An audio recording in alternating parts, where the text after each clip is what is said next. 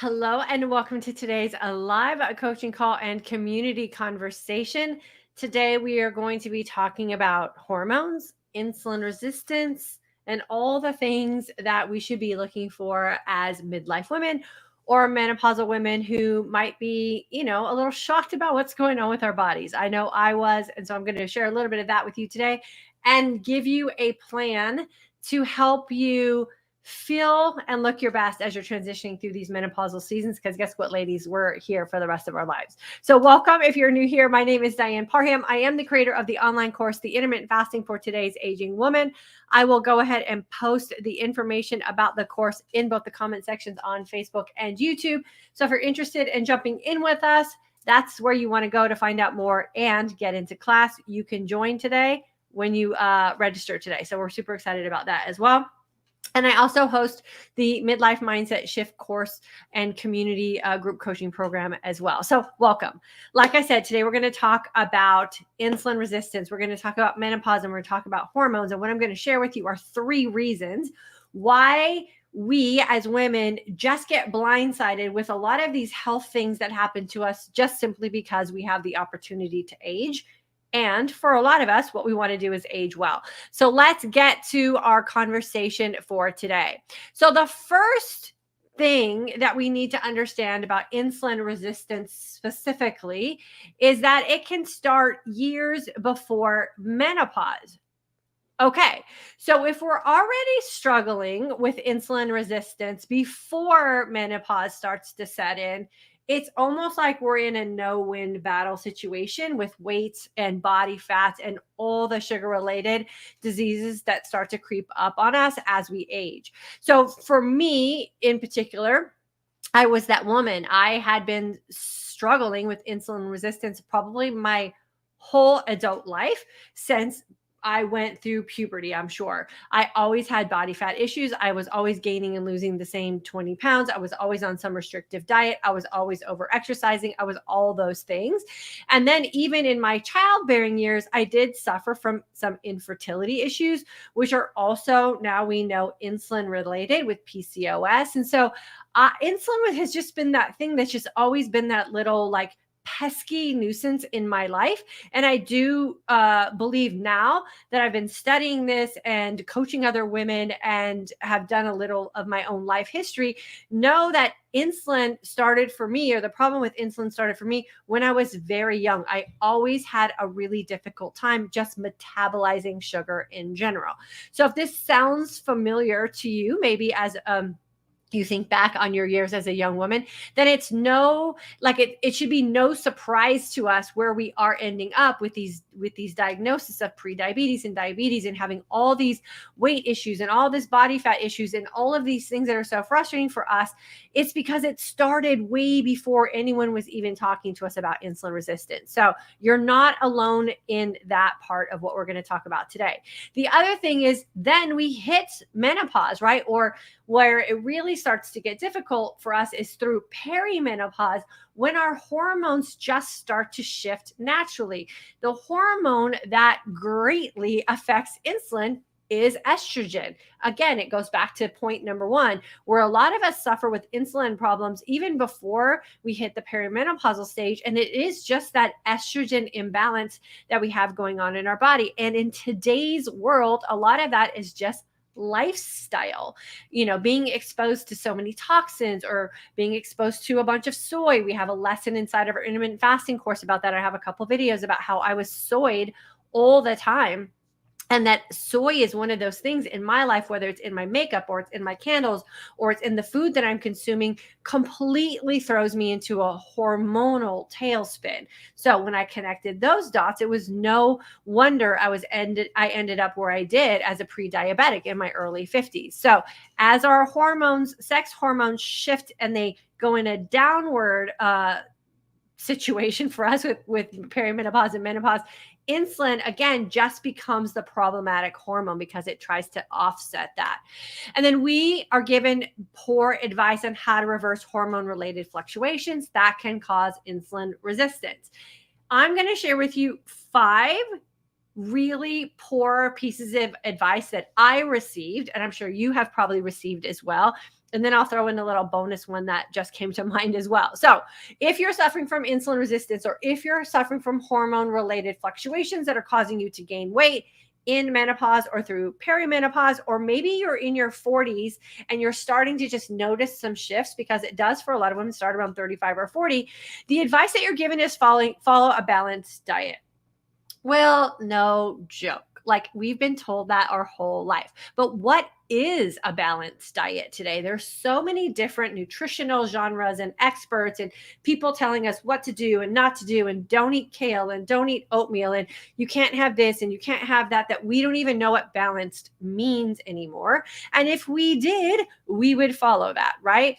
And so that's one of those areas that I really believe, as a nutrition coach myself, we have to really understand what food means for us as individual women, and what food makes us happy while also living a healthy life. And we really have to stop trying to get it perfect and just get what we need, so that we're getting all the balance and resets in our hormones, so that we can lose the weight and lose the body fat, and then reverse insulin resistance and head off any other sugar related diseases. The other piece of advice that I got was just maintain a healthy weight. Okay, well, I've been told I've been overweight my entire life. What is a healthy weight, right? Even when I have been lean, mean, and a fighting machine, I was told I was overweight, because I'm a pretty solid woman. And so what does that mean to maintain a healthy weight? And if we're supposed to do that through a balanced diet, and we don't even know what a balanced diet is, how do we make that happen for ourselves? Like I said, I have a complete guide that I'm going to walk you through as soon as I'm done with these points, to show you what you can do to reverse insulin resistance, maintain a healthy weight, and reset those hormones. The third piece of advice that almost set me off my rocker was manage stress levels. Again, how do we do that, right? How do we do that when we're trying to figure out a balanced diet? How do we do that when we're feeling unsuccessful with losing weight? How do we do that when all of life is happening around us? The number one reason that I hear from women about why it is they've stepped away from something that they were doing that was working beautifully for them was because life was happening. It had nothing to do with the program they were on, or the success that they were getting, or how great they were feeling. It was because stress entered their life, and they didn't know any way to react or respond to stress than the way they had all these other years, and it never served them then, and it's not serving them now. So how do we manage stress levels when no one is teaching us how to do that, or when we don't have good models for that? So that's another one of those pieces of advice that I just think is really wonky, especially for us women in menopause. Exercise regularly.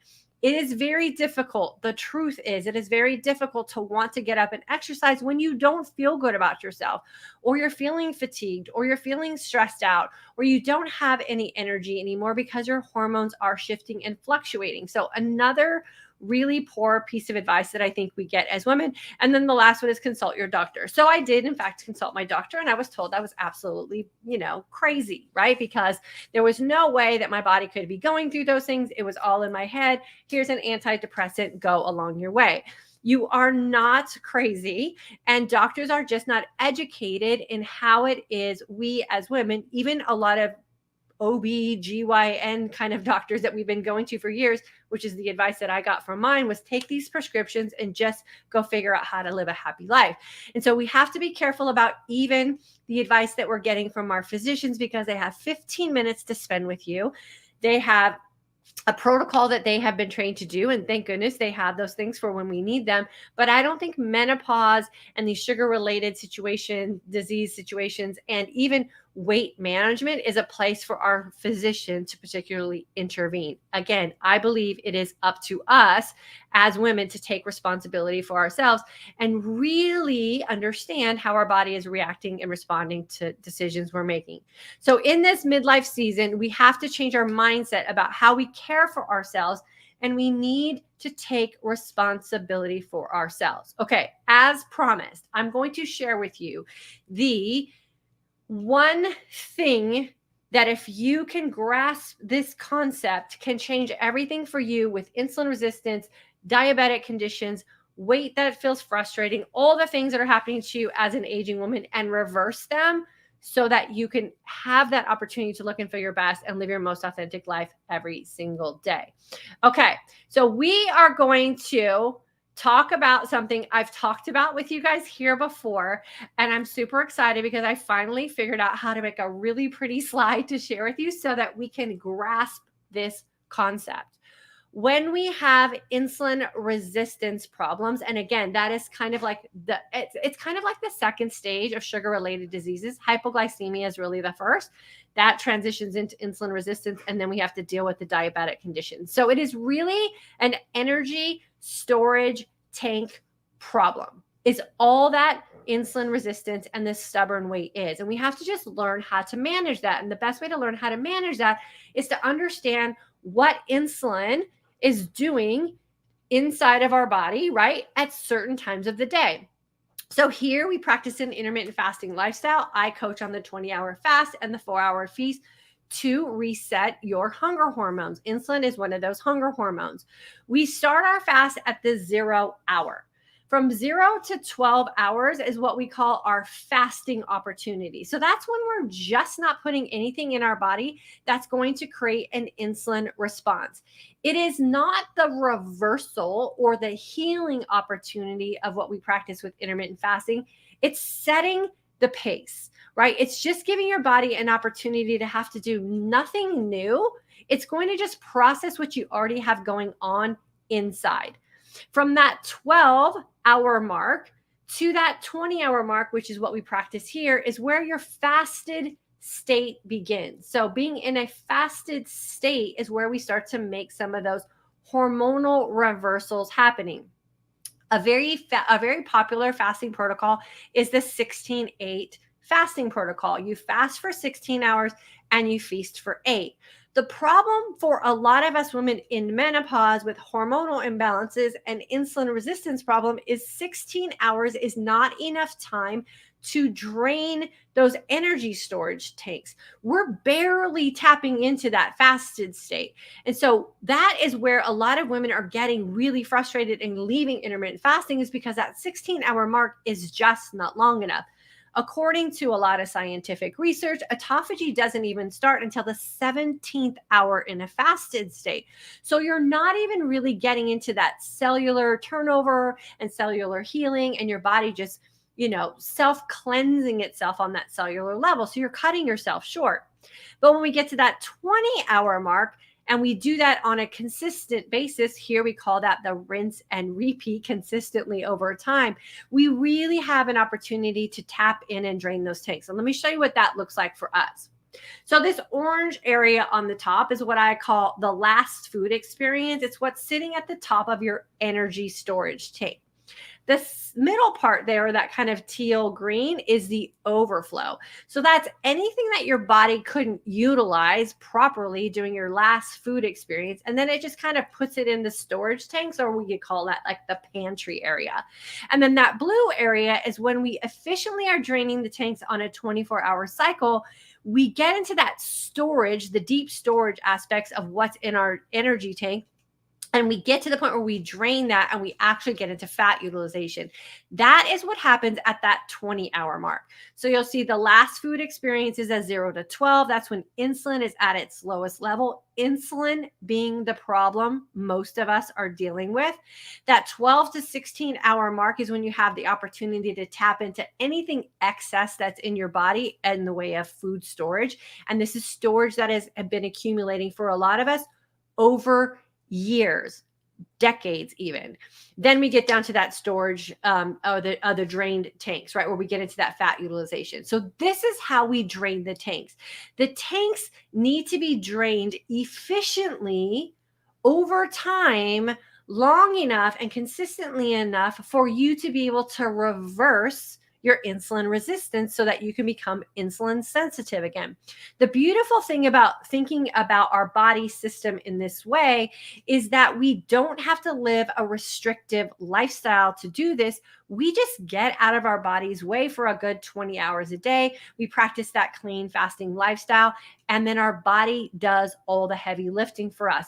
We don't have to do anything. We just need to learn how to fast long enough, feast well enough, and then train smart enough to tap into this storage that is just packed away in our system. So what happens when we don't drain the tanks? We talk a lot about draining the tanks and all the beautiful things that can happen for us there. What happens when we don't drain the tanks? Well, you can see here that we never get into that blue area. We never get into that fat utilization. The overflow becomes this unused energy that our body just stores away and packs on as body fat. We rarely get through our last food experience in that 12-hour period. And then everything starts spewing over the tank, right? And that goes into our system. This is where our cells become overloaded. We end up with moving from insulin resistance to those pre-diabetic situations. That's where I found myself. And then we become diabetics. And we're shocked when all of this happens. But it's a very simple process and it's a very innocent process. And if you don't keep your eye on it, it's going to happen to you too, because it's just an energy problem and it's a storage problem. And we're just packing our bodies constantly with this energy, and we're not providing an opportunity for it to be utilized so the tanks can be drained. Once you drain those tanks, and you're doing this on a regular basis, again, this is why here we practice this consistency over time. When we get our body really efficient at utilizing the last food experience because we're feasting well, and then we tap into the overflow, maybe with a little bit of exercise, and we get really good at hitting those storage tanks at that around the 20-hour mark, then we can live our life more fluidly. This is when we can exercise, or we can go on vacation. We don't have to fast so strictly. We can take a weekend off. We can take a couple days during the week where maybe we do something to support our fitness, and we don't have to be clean fasting all the time. And then when we ever get to that place where we're like, hey, I don't like the way my body's holding weight, or I don't like this little bit of body fat that I picked up, you just go back to draining those tanks, and you go back to that 20-hour fast, 4-hour feast, and you take your body through this cycle. It is a super efficient way for us to live. It's the way our body has been designed to live, and it is the quickest and most effective way for us to reverse these sugar-related diseases that just happen because we're women going through hormonal changes. This is why all those things that we used to do with exercise and dieting doesn't work anymore, and that's just because our hormones aren't in the same place they were when we were doing those things, and they worked. So it's just because we're in menopause. This is the simplest way that I have found to understand how our energy storage system works, and how beautifully we have the opportunity and the power to change how it is our body is responding and reacting to nutritional choices that we make, or just how our body is storing energy. We can change it so it's storing and utilizing it in a way that's going to serve us. So I hope this visual clicked, right? It doesn't have to be super scientific. You don't have to really worry too much anymore about managing macros every day, or whether you're, adding psyllium husk to your like all that stuff is really irrelevant in a sense, because you as a woman have to find out what's going to make you happy, what's also going to make you live a healthy life for yourself, the way you envision your life to be healthy. And then you just rinse and repeat this process. We fast long enough so that we can look and feel our best. We feast well enough so that we can be happy and healthy. And we train smart enough so we can physically show up and participate with the people that we want to spend time and create memories with. It is really that simple. The food part of it will figure itself out when you start to become really attuned to those signs and signals your body is sending you. I hope this clicked for you. This is just a small part of what we teach inside the Intermittent Fasting for Today's Aging Woman course. The majority of what I teach is up here. I want you to think about how it is you wake up in the morning. Are you ready to start your day? Do you feel like you're beat up? Do you have no idea what you're going to do or how you're going to manage your life? We don't want to live that way. We want to wake up every single day with that mindset of we got this, right? We look and feel our best because we know how to make informed and choices for ourselves. We look and feel our best because we are living our most authentic life. We're not waiting for someone to come along and tell us what we're supposed to eat.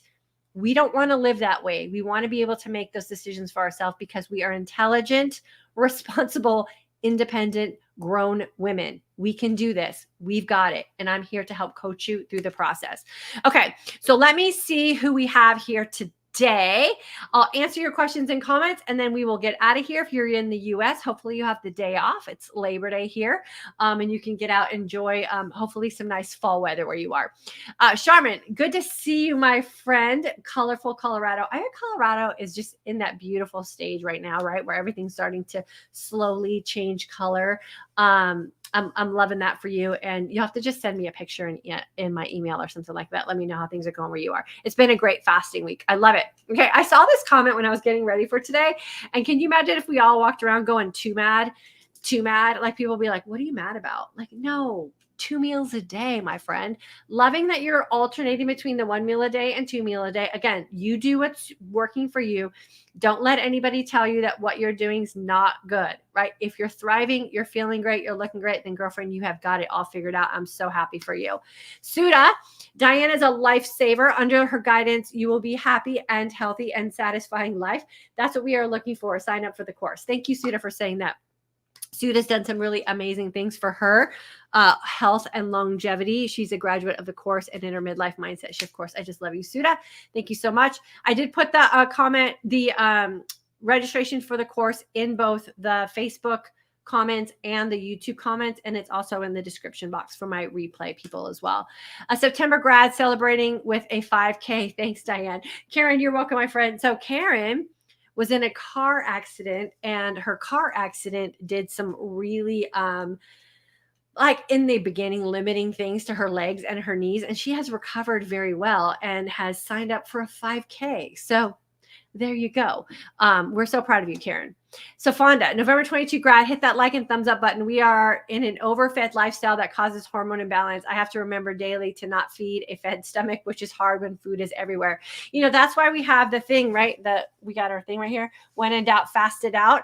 And I'll put the link for our shop as well, because wearing your mantra is super important. It's always that, it's that thing that's a constant reminder of how you want to show up for you, right? And so if you haven't already done so, go grab yourself one of our community crew necks. We absolutely love wearing them in our community.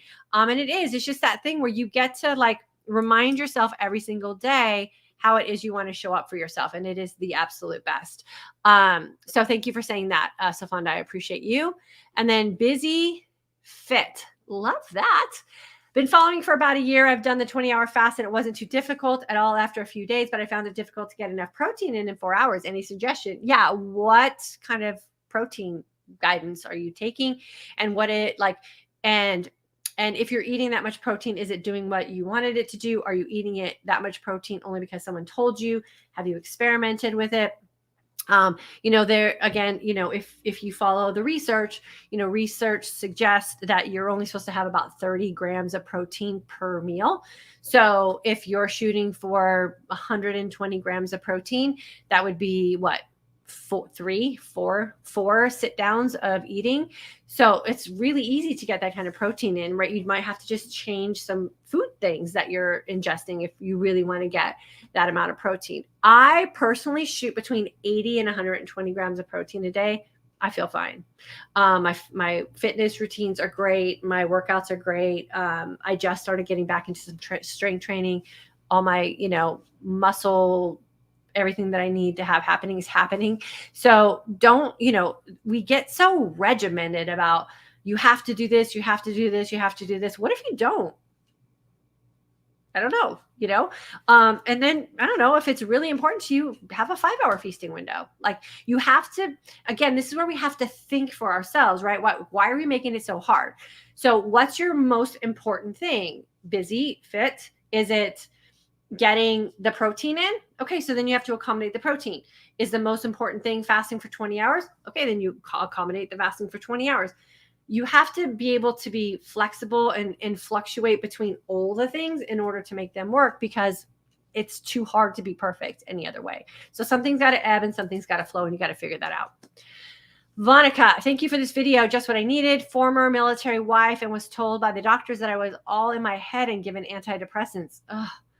Nothing worked. Thank you for finding out what works for us and teaching us how to listen to our own bodies. I have to remember the body knows what to do to keep me alive and how to thrive.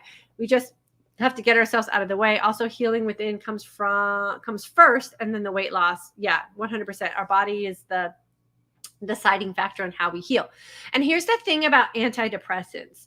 Antidepressants serve a purpose and they have a place, but not every woman who's frustrated with the changes that are going on in menopause needs to be on, given a prescription for an antidepressant, told to shut up and just, go on with her life. That's what I was told. I was told, take the antidepressant, go get it filled. We rebranded it so there's no stigma attached to it for women in menopause. Take it for 30 days. Don't tell anybody that you're on an antidepressant, and see if they like you more. I was like, what? Like, that was the advice I got from my doctor's office. I was livid. I wasn't depressed. I was frustrated, right? Why are these things happening? And it was also during a time of my life where I just had a baby. Like, I had a baby at 40, and then I nursed for a year, and I was like, what the heck is going on? I was 41. Like, why are all these crazy things happening? Well, I had a lot of hormonal things going on, and an antidepressant wasn't going to be the thing to fix it. I wasn't depressed. There's a difference. So if you are depressed, antidepressants serve a purpose. If you're frustrated, that's a whole nother situation. When you're frustrated, you have to do some experimenting. You have to open your mindset up a little bit, try some new things. Think about the draining the tank scenario that I just shared with you. Does that make sense? What has your life been like with weight? What has your life and your relationship been with your body, and how you feel about your body and your body image? And all those things play a factor for us as women as we transition through menopause. So we have to really step into taking care of ourselves. Peggy, great way to clearly explain this. Awesome. So glad it worked for you. Tina, thanks for teaching this today. During the summer months, I didn't stay committed to the 20-hour fast, but I'm back on it into the fall, November 22. Happy grad. Yeah, again, that's that thing, right? We have ebbs and flows in life. We have different seasons of life that we go through, and how it is we show up for ourselves. Sometimes we want to lean a little bit more into the loosey-goosey, go live your best life scenario. And then there's other times where you're like, I'm not liking how I feel when I wake up anymore. I'm not liking how my clothes are feeling. Now it's time to jump back into what I know works for me. The beautiful thing about this is there's no heavy buy-in, right? You get to decide, especially as our graduates, you already have the tools, you already have the foundation, you already have this experience that you've lived and you had great results with. Just rinse and repeat that process for sure. Tina, so glad you're back. Karen, thanks for the advice. You are welcome, my friend. Shauna, February grad of 23. I'm so glad you have broken this topic down. I was insulin resistant myself. I'm trying to focus on draining my tank every day. Yeah, it's super important. I also have to be very cognizant of that. I think this is why I will always be someone who's practicing intermittent fasting. And then when I even look back in my life, I'm like, oh, when it was easiest for me to manage my weight, when I felt my best, when I look back and think I was looking my best, I was living this lifestyle. I just didn't know how to put a name on it, right? And then all the times where I was feeling what I call thick and weighed down and not energized and didn't feel good about myself, even in my 20s, I was just overfed, and my body just cannot. I'm the kind of body type that just cannot consume that much food, and I cannot be in a fed state all the time. My body just has a real problem with that. And so I think being really honest with ourselves about that, and we get a lot from our past. We often look at our past to judge ourselves, but I think sometimes we need to look at our past and go, oh, well, yeah, now that makes sense why I was struggling then and why I don't want to struggle now. Sean, thanks for the very helpful message. Have a great holiday. Yeah, you too, my friend. Jan, August 22 grad, still down 30 to 35 pounds. Would like to get let go of the last 15 or 20. Would love to know if you know people who have had success eating one meal a day every other day. Yeah, you will have success, Jan, in anything that you stick to that you're seeing results with. So there are people who have had amazing success with one meal a day every other day. And then there's people who haven't had success at all with that type of lifestyle. So you have to figure out what's going to work for you and what you can stick to consistently over time. Because if you do something that helps you lose that 15 to 20 pounds, and then you stop doing the thing that got you to lose the 15 to 20 pounds, the 15 to 20 pounds is going to come back. And then you're going to be like, what did I do wrong? No, you didn't do anything wrong. You just didn't do the thing that was helping you lose the weight. So you have to be very honest with yourself about that too. How restrictive do you want to be, or how dialed in do you want to be for that last 15 or 20? And then what things from there can you pull from to incorporate into your everyday life so the 15 to 20 stays off? Hopefully that helped. Dawn, hello, my friend. So good to see you here. Natalie, August 22 graduate. I'm still going strong. Thank you for your support. You're looking awesome as always. Well, Natalie, I will take that compliment. Thank you very much. I've had a great weekend. Got lots of rest. Wanda, jumping back in for a refresher course. I need to jumpstart my IF again. Love how positive you are. We always love you coming back. This is an open door policy here. You guys come back whenever you want. We will always have an open door for you. I love when our graduates come back as well, because yes, life gets busy and we get distracted. And then a lot of us are, if you're like me, you're like, oh, this sounds fun, or this seems new, or this sounds convincing. And then we leave what was working for us. And then we're like, why did I leave what was working for me? It was super easy. So I love when you guys come back. It's super flattering. Dima, please, please, please follow everything Diane has explained to us today. You'll be blessed. I've been following all the teaching this group has given me for the last 2 years, and I've never felt better. I'm 50 years old. I have 18 to 20 hours a day nonstop. Run a 10K every day. Girl, you are my running BFF. I almost didn't feel it hitting menopause. I'm so grateful. So she sailed through menopause. And this is where today's video was titled for women 40 and over. Like when I think about 40 for me was 18 years ago. I was having a baby. Like I was pregnant when I was 40, and then I nursed for a year. So I went from having a baby and nursing into perimenopause. Like I got no break in my 40s, and then 50s hit and I was diagnosed as a pre-diabetic. It was like, what the heck? That whole decade was like this whole whirlwind for me. And so if we can catch it early, then we can breeze through perimenopause, and then menopause is just what it is, right? We don't want to have to suffer through that. Busy Fit. Yes, going for about 100 grams. Okay, so then just think about that.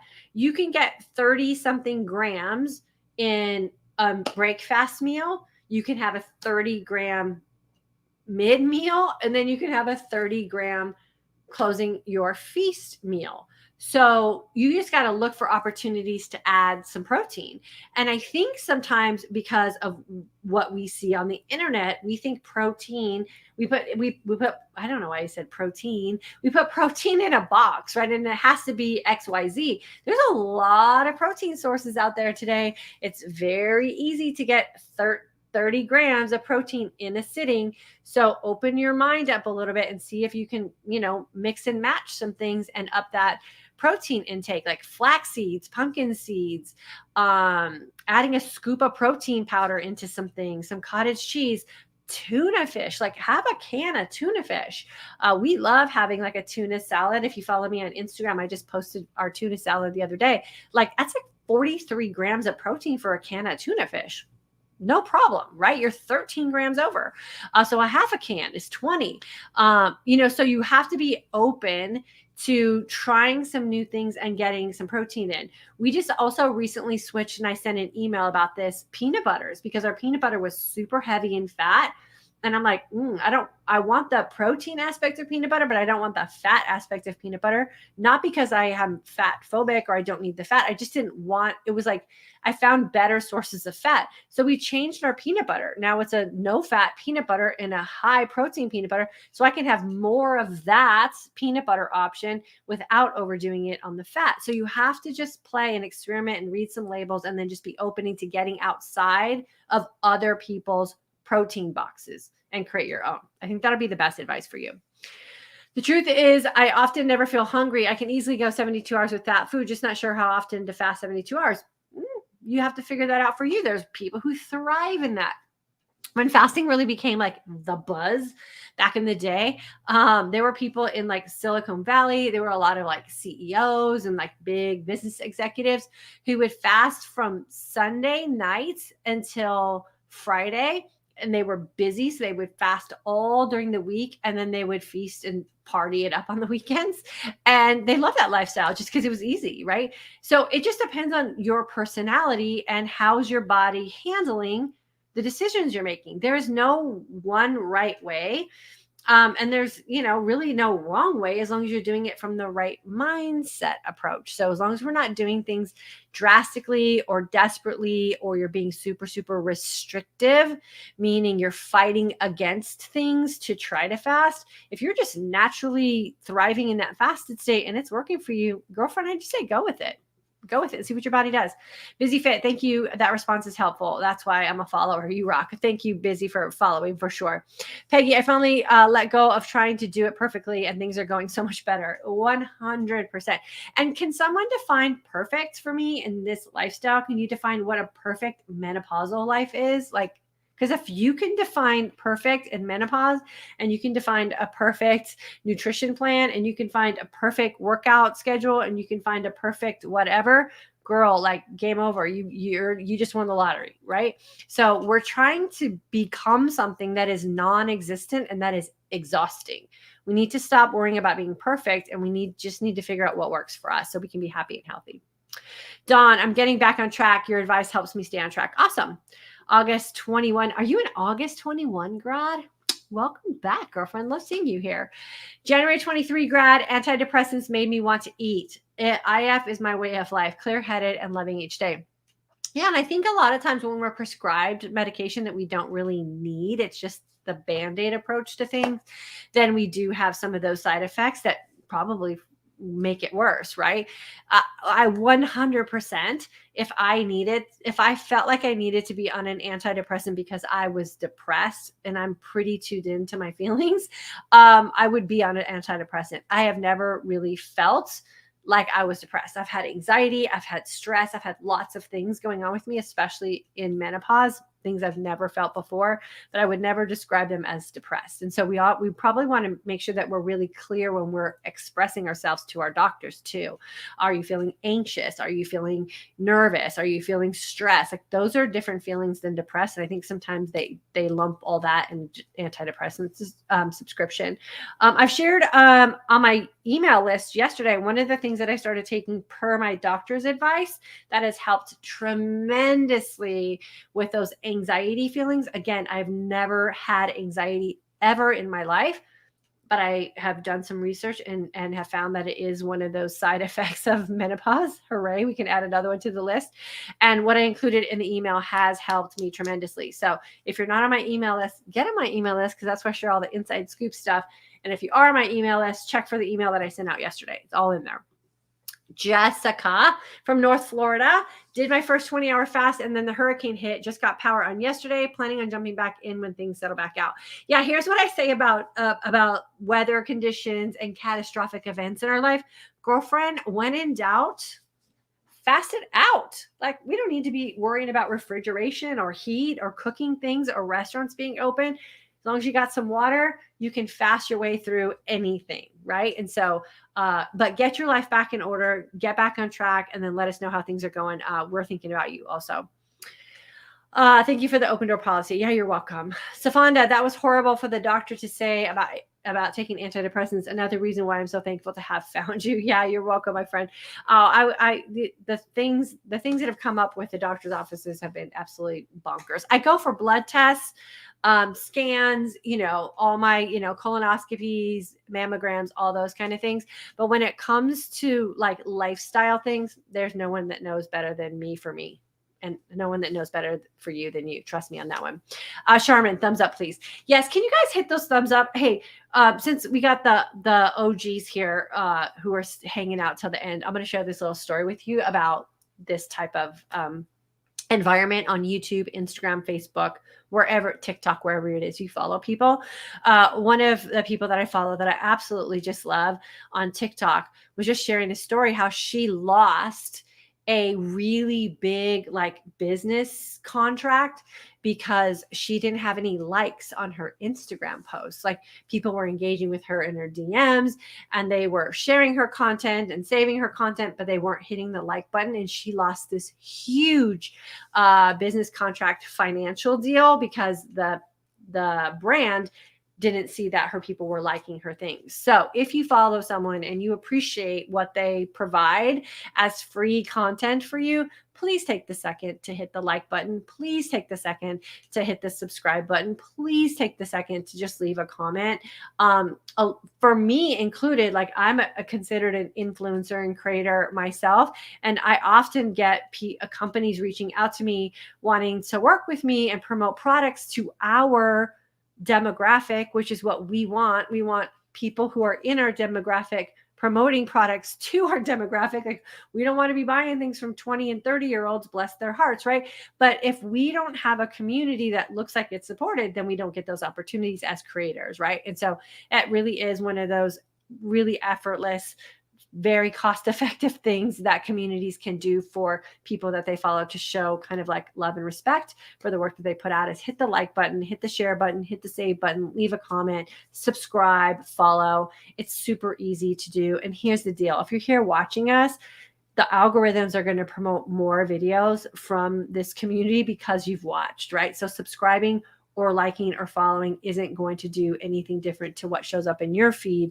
It's already going to be determined by the algorithm. So you're just showing love and support for the people that you follow. So I appreciate that and respect and honor your guys' time and effort as well. So thank you for always being super supportive here. With that being said, I'm going to head out of here. I have to go do, or I get to go do a live coaching call with my midlife mindset shift course community. If you are on my email list, you got an invite to join us. I'm leaving registration open for the week. So if you want to come in and do a deeper dive into some of this mindset shift work that we need to do as menopausal women, we would love to have you join us for sure. Today's topic is super relevant and helpful. Thanks, Kay. I appreciate you. Last call for those likes. I see 10, but I see them on. I don't know if I can see the difference between Facebook and YouTube. I don't know. But I see 10. Oh yeah, I only see 10 from Facebook. That means there's no likes on YouTube. What's up with that? Great information. Thank you for sharing your time and efforts to help us through the season of life. Girlfriend Kathy, you are welcome. I don't know why I can't get my mouse over there. Oh, it's because it's pointed the other way. You are super welcome, my friend. Thanks for being here. I appreciate the comment. Peggy, looking forward to 1 o'clock. Me too, girlfriend. Tiffany Taft, thank you. You are so welcome. Okay, love you guys. Have a great rest of your day if you're on holiday. I'll see you guys back here on Thursday.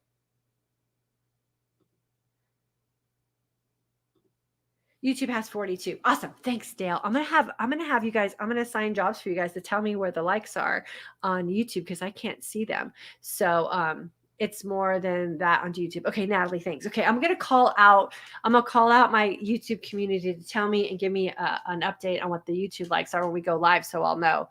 Yeah, I see likes on YouTube. Okay, that's weird. I don't see them. So thank you for the heads up. And I appreciate you guys with a thumbs up. I really do appreciate you. Have a good one.